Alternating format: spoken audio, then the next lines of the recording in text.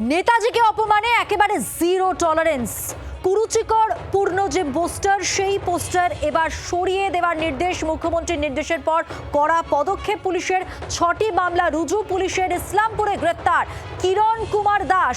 এখনো পর্যন্ত 108টি কুরুচিপূর্ণ পোস্ট সরানো হয়েছে মুখ্যমন্ত্রীর নির্দেশের পর। নেতাজিকে অপমানে জিরো টলারেন্স। মুখ্যমন্ত্রীর নির্দেশের পর এবার কড়া পদক্ষেপ তাই পুলিশের। 6টি মামলা ইতিমধ্যেই রুজু করা হয়েছে। ইসলামপুরে গ্রেপ্তার কিরণ কুমার দাস। এখনো পর্যন্ত 108টি কুরুচিপূর্ণ পোস্ট সরানো হয়েছে। পিয়ালি মিত্র প্রতিনিধি রয়েছেন টেলিফোন লাইনে। পিয়ালি, কি আপডেট? দেখো, গত কিছুদিন ধরে যে ধরনের পরিস্থিতি তৈরি হয়েছিল এবং নেতাজি সুভাষচন্দ্র বোসকে নিয়ে বিভিন্ন পোস্ট হচ্ছিল এবং সেটা নিয়ে গতকালকে নবান্ন থেকে কড়া বার্তা দিয়েছিলেন এবং রাজ্য পুলিশের ডিজিপিকে পাশে বসিয়ে তিনি এই কড়া বার্তা দেন। একই সঙ্গে নির্দেশ দিয়েছিলেন যে এই ধরনের ঘটনা যারা ঘটাচ্ছে তাদের বিরুদ্ধে কড়া বিএনএসএস এর ধারা, একেবারে বিএনএস এর ধারা দিয়ে মামলা রুজু করতে হবে। এবং তার প্রেক্ষিতে 6টা এখনো পর্যন্ত রাজ্য জুড়ে 6টা এফআইআর দায়ের হয়েছে। ইসলামপুরে একজনকে গ্রেপ্তার করা হয়েছে যিনি সোশ্যাল মিডিয়াতে কুরুচিপূর্ণ মন্তব্য করেছিলেন এবং একই সঙ্গে এই ধরনের যে পোস্টগুলো যেগুলো সোশ্যাল মিডিয়া প্ল্যাটফর্মে রয়েছে, সেটা টুইটার হোক বা ফেসবুক হোক, সেগুলোকে কিন্তু একেবারে রিকোয়েস্ট করে সংশ্লিষ্ট সোশ্যাল মিডিয়া যে প্ল্যাটফর্মগুলো রয়েছে তাদেরকে রিকোয়েস্ট করে এরকম 108খানা পোস্ট সরানো হয়েছে। ধন্যবাদ পিয়ালি। অর্থাৎ নেতাজিকে অপমান, সোশ্যাল মিডিয়ায় কুরুচিকর পোস্ট করলে তাকে কিন্তু ছাড়া হবে না। তার হাতে নাতে প্রমাণ মিলল। 6টি মামলা যেমন রুজু করেছে পুলিশ, তেমনি ইসলামপুরে গ্রেপ্তার কিরণ কুমার দাস।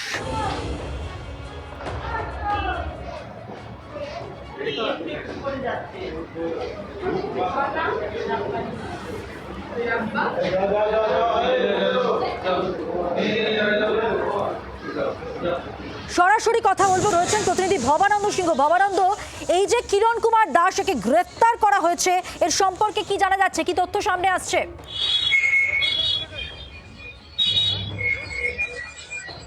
দেখো, এখনো পর্যন্ত আমরা জানা যাচ্ছে ইসলামপুর পুলিশ জেলা পুলিশ এই কিরণ কুমার দাসকে গ্রেপ্তার করেছে এবং কিরণ কুমার দাসের বাড়ি চাকুলিয়া থানার শকুন্তলা এলাকায় তার বাড়ি এবং সে কিন্তু অনন্ত মহারাজ যিনি আছেন তার কিন্তু ঘনিষ্ঠ বলে একটা সূত্র জানা যাচ্ছে। পাশাপাশি তিনি অনন্ত মহারাজের করা অনেক পোস্ট তিনি তার সোশ্যাল মিডিয়ায় শেয়ার করেছেন এবং সেইখানে সেই পোস্টের পক্ষে তিনি নানা রকম তথ্য লিখেছেন, বারবার করে তিনি কমেন্ট করেছেন। তিনি লাগাতার করে চেষ্টা করেছেন যে সেই বক্তব্যগুলো, নেতাজির বিরুদ্ধে যে কুরুচিকর মন্তব্য, সেই মন্তব্যগুলো একদম সঠিক সেটাই বোঝাবার চেষ্টা করেছেন তার সামাজিক মাধ্যমে বলে পুলিশ মনে করছে এবং পুলিশ সেই তদন্তে পেয়েছে বলে তথ্য আমরা জানতে পারছি। এবং সব মিলিয়ে সে সাধারণ একটা গ্রামের চাকুলিয়া প্রত্যন্ত ব্লক, তোমরা জানো আমাদের উত্তর দিনাজপুর জেলার, সেই সাধারণ একটা ব্লকের সাধারণ একটা যুবক। সে কেন এরকম করলো সেই সমস্ত ব্যাপার কিন্তু এখনো তদন্তকারী আধিকারিকরা খতিয়ে দেখছে এবং এর সঙ্গে আর কারা কারা জড়িত থাকতে পারে, এর মধ্যে আর কোনো উস্কানিমূলক ব্যাপার রয়েছে কিনা, এর সঙ্গে বড় কোনো চক্র রয়েছে কিনা। অর্থাৎ নেতাজিকে নিয়ে কুরুচিকর মন্তব্য, অনন্ত মহারাজের তাকে সমর্থন এই কিরণ কুমার দাসের, যাকে গ্রেফতার করা হয়েছে। আর এটাও আমরা জানতে পারছি 108টি কুরুচিপূর্ণ পোস্ট সরানো হয়েছে।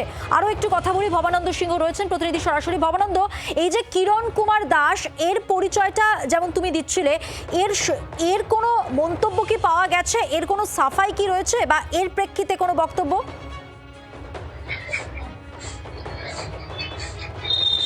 না, এখনো পর্যন্ত কিরণ কুমার দাসের পক্ষে না কিরণ কুমার দাসের কোনো বক্তব্য পাওয়া গেছে, না তার পরিবারের কোনো বক্তব্য পাওয়া গেছে। তবে যেমনটা জানা যাচ্ছে গতকাল রাতে কিন্তু এই গ্রেপ্তারি হয়েছে বলে আমরা জানতে পারছি এবং গতকাল রাতে এই গ্রেপ্তারির পরেই কিন্তু তাকে ইসলামপুর নিয়ে চলে যাওয়া হয়, ইসলামপুর মহকুমা আদালতে তোলা হচ্ছে।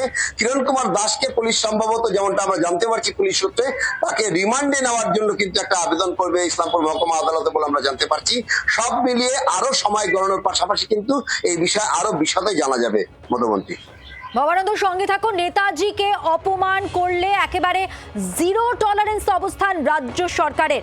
এবার আপনাদের একটু মনে করিয়ে দিই এবং আপনাদের শোনাবো নবান্নের সভাঘর থেকে সাংবাদিক বৈঠক করে শুভেন্দু অধিকারী এ প্রসঙ্গে কড়া পদক্ষেপ নিয়ে কি বলেছিলেন। তারা যে দুঃসাহস দেখিয়েছেন, এই দুঃসাহস ভালো না এবং এটা পশ্চিমবঙ্গ সরকার, পশ্চিমবঙ্গ পুলিশ ভালোভাবে নিচ্ছে না। আপনারা অবিলম্বে ক্ষমা চেয়ে পোস্ট করুন, নিজেদের পোস্ট ডিলিট করুন।